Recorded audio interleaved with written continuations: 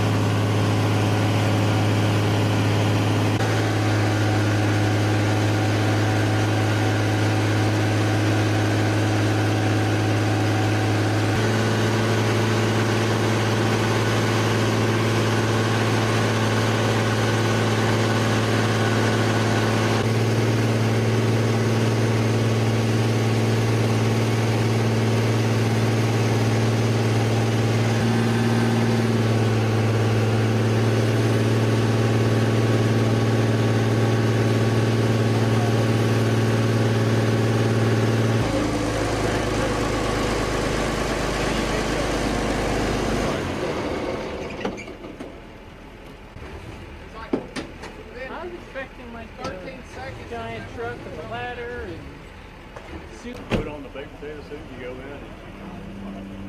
Oh, those fires. When you come out before,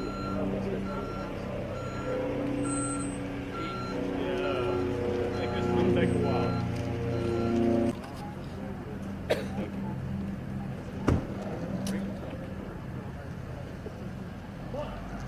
Yeah, they kicked that night trip. Yeah, it could be worse. I need one of the EMCs to go get me for it. Okay.